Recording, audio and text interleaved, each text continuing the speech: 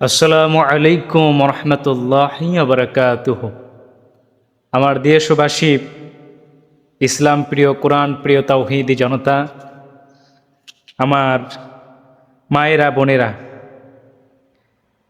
সামনে আল্লাহ পাকের রহমতের দিন, রহমতের সময় চলে আসতেছে, যে কুরবানি করা আমাদের জন্য ওয়াজিব। আল্লাহ পাক বলছেন যে তোমরা আমার জন্য কুরবানি করো। আজকে আমাকে অনেক ভাইরা মায়েরা বলেছেন যে হুজুর, কুরবানি সম্পর্কে আলোচনা করলে একটু ভালো হয়। আসুন আমরা জানব কুরবানি কার উপর ওয়াজিব। কুরবানি কার উপর ওয়াজিব? কুরবানি কিন্তু একজন পাগলের জন্য ওয়াজিব নয়।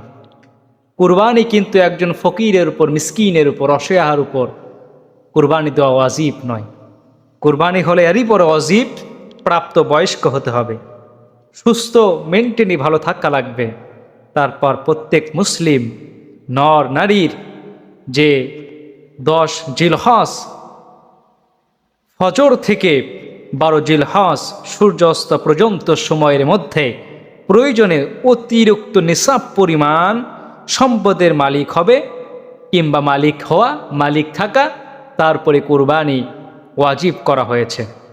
এখন আপনি বলতে পারেন যে হুজুর, আমার ব্যাংকে প্রচণ্ড টাকা, কিন্তু আমি টাকা উঠাতে পারছি না। কিন্তু আমি অন্যের কাছ থেকে টাকা নিয়ে কুরবানি দিব। কুরবানি কি হবে? হ্যাঁ, আলহামদুলিল্লাহ, কুরবানি হয়ে যাবে। যদি আপনি মনে করেন যে ব্যাংকে টাকা আছে, সেই টাকা উত্তোলন করে পরবর্তী তাকে শোধ করে দিয়ে দিবেন, আর যে কুরবানি দিবেন এই টাকাটা অন্য কারোর কাছ থেকে ধার নেবেন, তাহলে ইনশাল্লাহ কুরবানি হয়ে যাবে। কিন্তু চেষ্টা করা এটাই প্রয়োজন যে নিজের কিছু টাকা থাকা, কিংবা অন্যের কাছ থেকে কিছু টাকা নিলেন, পরবর্তী তাকে শোধ করে দেবেন, ইনশাল্লাহ এটা হয়ে যাবে। আসুন, কুরবানি ওয়াজিব হলো তাদের জন্য যাদের অর্থ আছে, সম্পদ আছে, সংসারের মধ্যে সচ্ছলতা আছে, তারা কুরবানি দিতে পারবে। আলহামদুলিল্লাহ, রাসূল তো বলেই দিয়েছেন যে তোমরা কুরবানি করো আল্লাহর জন্য, তাকওয়া অবলম্বন করো আল্লাহর জন্য। আমরা তো আজকে তাকওয়া অবলম্বন করি না। 2 লাখ টাকা, 3 লাখ টাকার গরু ক্রয় করেছি, উট দুম্বা ক্রয় করেছি মানুষকে দেখানোর জন্য।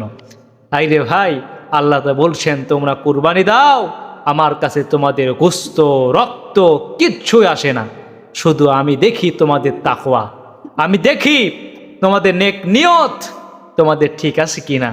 এইটা আল্লাহ পাক চেক করবেন সেই দিন। সুবহানাল্লাহ। আমার ভাইরা, আজকে দেশ বিদেশে অনেক ভাইয়েরা আমরা কুরবানি করব, কুরবানি ক্রয় করেছি কিংবা সামনে করব। আসুন, কুরবানি কেমনে দেখে কুরবানি ক্রয় করব। একটা গরুর বয়স সীমা হতে হবে 2 বছর থেকে 2.5 বছর। 2 বছর আপনি চিন্তা করতে পারেন যে 2 বছর বয়স হয় নাই, কিন্তু 2 বছর হওয়ার আগেই তার শরীর মোটা তাজা হয়ে গেছে, না হবে না, অন্তত 2 বছর সময় নিতে হবে, এরপরে কুরবানি হয়ে যাবে, কোনো সমস্যা নেই। কিন্তু আজকে দেখা যায় যে অনেক ভাইয়েরা গরুর বয়স হয় নাই, দাঁত পড়ে নাই, দাঁত লড়তেছে, 2 বছর হয়ে গেছে, কুরবানির গরুওয়ালা বলছেন যে দায়ভার আমি নিলাম। সে মিথ্যা কথাও তো বলতে পারে। আপনি সেটা দিকে তাকাবেন না, আপনি সময়টা দেখবেন, মাসটা গুনবেন, বছরটা গুনবেন, তারপর ভালো জিনিসটা ক্রয় করার চেষ্টা করবেন ইনশাআল্লাহ। এখন আসুন, কোন কোন জিনিস দিলে, কেমন গরু দিলে কুরবানি হবে না, এটা একটা প্রশ্ন অনেক ভাইরা প্রশ্ন করে থাকেন। আমি 1 নম্বরে বলতে চাই তাদেরকে যে আপনারা কুরবানি হাটে যাবেন, সুস্থ শরীর দেখে কুরবানি ক্রয় করার চেষ্টা করবেন। একটা গরু যদি অন্ধ হয়, সেই গরুকে কিনে নিয়ে আসেন, গরু কিছু দেখতে পারে না, এই গরু কিনা যাবে না, এই গরু দিয়ে কুরবানি আপনার হবে না। 2 নম্বরে হলো গরু ন্যাংরা, কিনেছেন, বুঝতে পারেন নাই, গরু ন্যাংরা হয়ে গেছে, গরুর সেই জায়গা পর্যন্ত যাওয়ার শক্তি নাই, সেই গরু ক্রয় করা যাবে না, কুরবানি হবে না। 3 নম্বরে আসুন, 3 নম্বরে হলো গরুটা এত মোটা, এত গোস্ত গায়ে হয়ে গেছে, হাঁটতে পারে না, চলতে পারে না, হঠাৎ করে স্টক করতে পারে, ঝুঁকিপূর্ণর মধ্যে আছে সেই গরু ক্রয় করা যাবে না। আমার ভাইয়েরা লক্ষ্য করুন, ক্রয় করা যাবে না।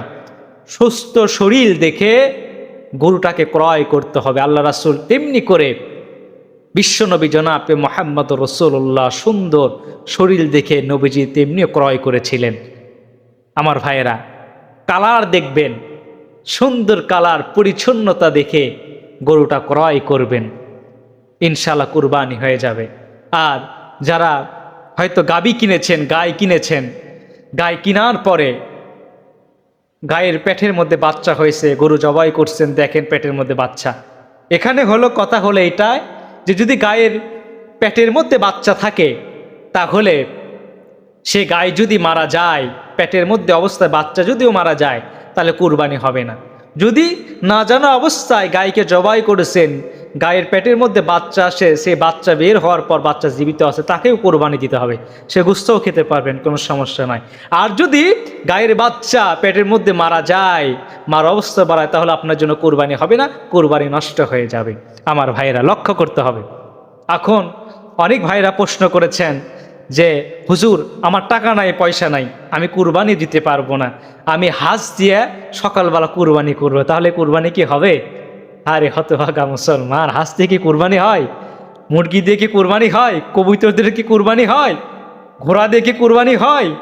এইগুলো দিয়ে কুরবানি হয় না। রাসূলুল্লাহ সাল্লাল্লাহু আলাইহি ওয়াসাল্লাম এগুলো কথা বলেন নাই। আল্লাহ রাসূল বলছেন উট, দুম্বা, মহিষ, গরু, ছাগল, ভেড়া, এইগুলো কুরবানি হবে। এইগুলো কুরবানি দেওয়া তাগিদ আল্লাহ রাসূল দিয়েছেন। এইগুলো পরবর্তীতে যেগুলো কুরবানি দিবেন তো এগুলো কুরবানি হবে না।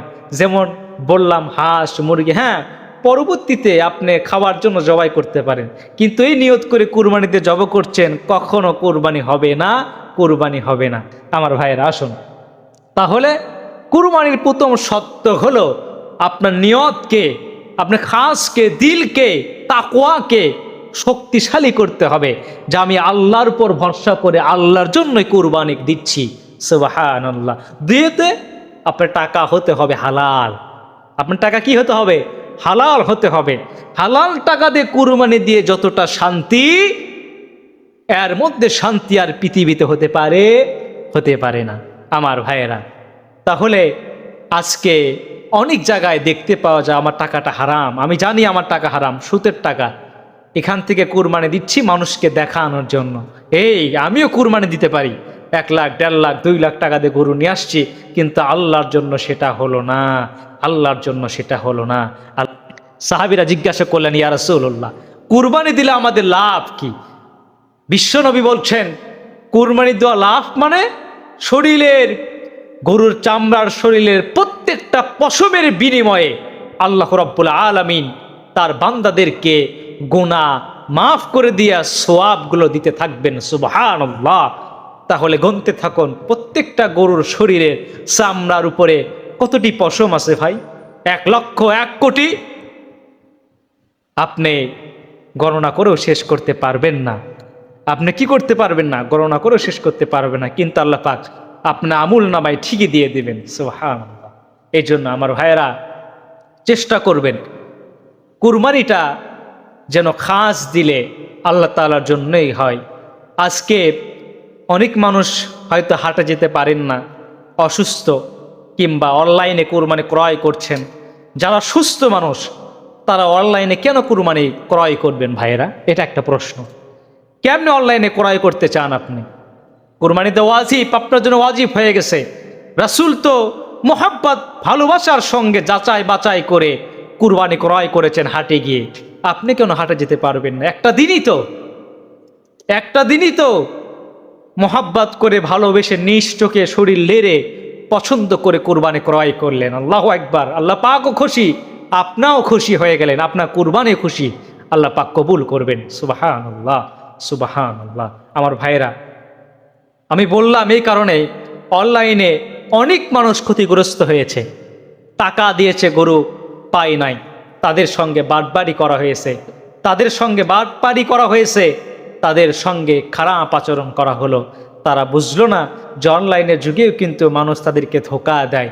সুস্থ শরীর থাকার পরেও আপনি হাটে গেলেন না কেন ভাই? কেন গেলেন না? প্রশ্নটা এখানে, কেন গেলেন না? আপনি তো অসুস্থ নন, আপনি তো সুস্থ মানুষ, হাটে যাবেন, 10টা দেখবেন, 12টা দেখবেন, যাচাই বাছাই করে কুরবানিটা ক্রয় করবেন। সুবহানাল্লাহ, সুবহানাল্লাহ। এত এত ফজিলত কুরবানিকে, আজকে আমরা সচ্ছলতা আছি, সব করছি, কিন্তু কুরবানিটা দিতে পারছি না, কুরবানি দিচ্ছি না। কেন? আমার টাকা নষ্ট হবে, আমি গোস্ত খাবো না, গোস্তটা কিনে নিয়ে আসবো বাজার থেকে, সেটা রান্না করবো। নাউজুবিল্লাহ মিন যালিক। আরে মিয়া, গোস্ত খাওয়ার জন্য কুরবানি দেন নাকি? হ্যাঁ, আল্লাহ পাক কিন্তু সেই দিন সেটা দেখবেন না, আল্লাহ পাক দেখবেন তোমার তাকওয়া, তোমার কল্প। যদি তোমার তাকওয়া, তোমার কল্পটা ঠিক থাকে, তাহলে কুরবানি তোমার জন্য আল্লাহ পাক সঠিক হিসেবে আমুলনামায় উত্তোলন করবেন। আসুন আমার ভাইয়েরা, আল্লাহ পাক যেন আমাদেরকে সুন্দর করে হাটে যেয়ে যাচাই বাছাই করে সুন্দর সুস্থ শরীরের একটা গরু ক্রয় করার আল্লাহ পাক যেন আমাদেরকে তৌফিক দান করে। আখিরি দাওয়ানা আলহামদুলিল্লাহি রাব্বিল আলামিন। আসসালামু আলাইকুম ওয়া রাহমাতুল্লাহি ওয়া বারাকাতুহু।